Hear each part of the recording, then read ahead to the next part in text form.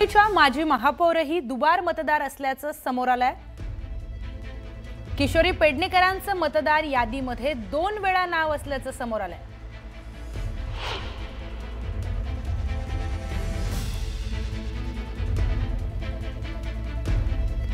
तर मुंबईच्या माजी महापौर यांचं देखील दुबार मतदान असल्याची माहिती समोर येते आहे। यादीमध्ये त्यांचं देखील 2 वेळा नाव असल्याचं समोर आलंय। मुंबईतील मतदार यादी संदर्भात एक धक्कादायक आकडेवारी समोर आली आहे आणि त्या आकडेवारीमध्ये देखील माजी महापौर किशोरी पेडणेकरांचं देखील नाव आहे। त्यांचं देखील मतदार यादीमध्ये 2 वेळा नाव आहे। आपण बोलूयात थेट किशोरी पेडणेकर यांच्याशीच। किशोरीताई, न्यूज 18 लोकमत मध्ये स्वागत आहे। एक धक्कादायक बातमी समोर येते की मुंबईच्या महापालिका निवडणुकीच्या पार्श्वभूमीवर खळबळजनक एक आकडेवारी समोर आली आहे। त्यामध्ये बऱ्याच जणांचं दुबार, तिबार आणि कोणीतरी 103 वेळा नोंदणी झाल्याची माहिती आहे। पण तुमचं देखील नाव त्याच्यामध्ये समोर येतंय। मतदार यादीत 2 वेळा तुमचं नाव आहे।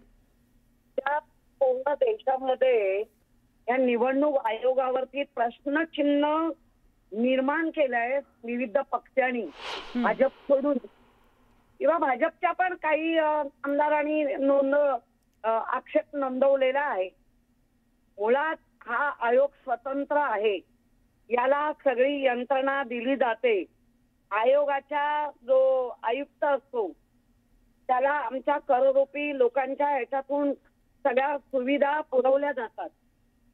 आज तुम्ही ज्या पद्धतीने हे इलेक्शन यादी डिक्लेअर केली, ज्या विधानसभेत आम्ही मतदान केलं, विधानसभेनंतर जेव्हा मतदार यादी प्रसिद्ध करायची असते, नवीन मतदारांची नोंद घेऊन, नवीन म्हणजे 18 वर्षावरील वगैरे ते तर काम बरंच झालं नाही असंही दिसतंय।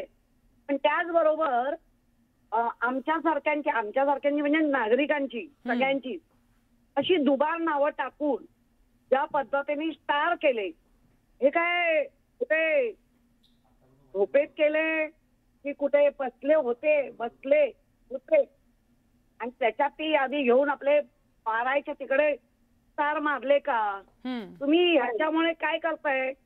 जो नागरिकांचा एकमेव हक्क अजूनही शाबूत आहे की मत कोणाला द्यायचं ते त्यांचा प्रश्न, पण तो हक्कच काढून घेताय लोकांचे। अगदी किशोरीजी, आदित्य ठाकरेंच्या वरळी मतदारसंघामध्ये देखील दुबार मतदारांची मोठी संख्या आहे, ते त्यांनीच प्रेझेंटेशनच्या माध्यमातून दाखवलं देखील होतं। यावर तुम्ही काय बोलणार? आदित्य ठाकरेंच्या निदर्शनात स्पष्ट झालंय।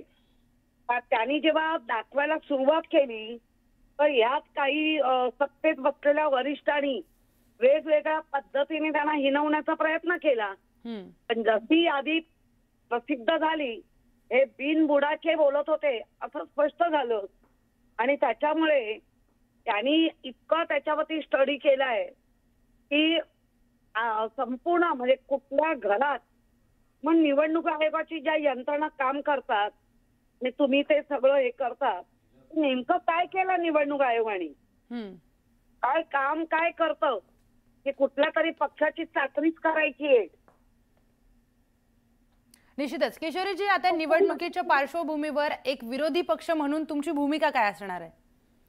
आता आम्ही जे संविधानाला धरून आम्ही दुबार मतदान आम्हाला अडवलं जाईल, आम्हाला करायला देणार नाहीत म्हणून आम्ही फॉर्म भरले। आता त्याचाही शंका आहे, इतका मोठा कालावधी घेऊनही हे करू नाही शकले। एवढ्या मोठ्या इतक्या आता आमच्या 199 मध्ये खूप मोठ्या प्रमाणात दुबार आणि मतदार नोंद नाही झाले। नोंदणी 199 मध्ये तर फार मोठ्या प्रमाणात आहे। निश्चितच किशोरीताई, धन्यवाद आपण दिलेल्या सविस्तर प्रतिक्रियेसाठी।